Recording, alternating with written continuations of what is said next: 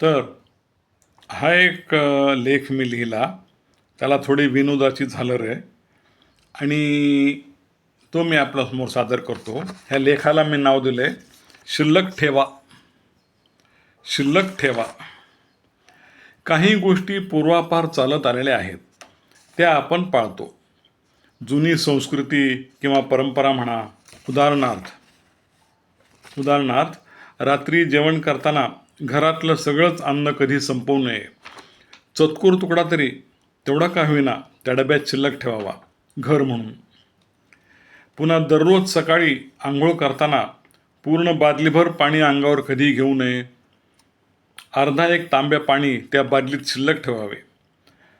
त्या त्या बादलीतलं सगळंच पाणी संपवू नये. या अशा प्रथा चालत आलेल्या आहेत, हो ना. अशा काही गोष्टी अजून करता येतील काय? समजा नवऱ्याची पेन्शन झाली तर घरी आल्यावर त्याने ती सगळी पेन्शन बायकोला द्यायचीच नाही. समजा 30,000 रुपये पेन्शन मिळाली, 30,000 रुपये, तर घरी त्यातले 27-28,000 रुपये बायकोला द्यायचे. बाकी 2-3 हजार रुपये आपल्या खिशात गुपचूप लपून ठेवायचे, लक्ष्मीचा मान म्हणून. त्यानंतर समजा कोणी बिअर बारमध्ये गेला आणि त्याने एक 90 मागवली.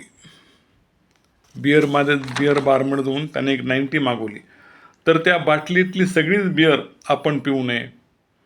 एक घोटभर का विना बाटलीतच शिल्लक राहू द्यावी, बाटलीचा मान म्हणून.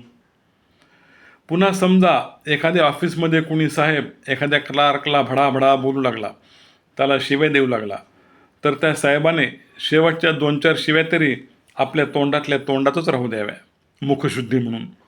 सगळ्या शिव्या त्याला देऊ नयेत. नंतर समजा 2 बायकांचे भांडण सुरू झाले आणि त्यातली एक बाई जर रागारागाने दुसरीच्या झिंज्या उपटू लागली, तर तिने त्या दुसरीच्या डोक्यावर 10-5 केस तरी शिल्लक ठेवावेत. सगळेच उपटू नयेत, माणुसकी म्हणून. असो, तर असे अनेक ठिकाणी करता येईल. आता मी हा लेख इथेच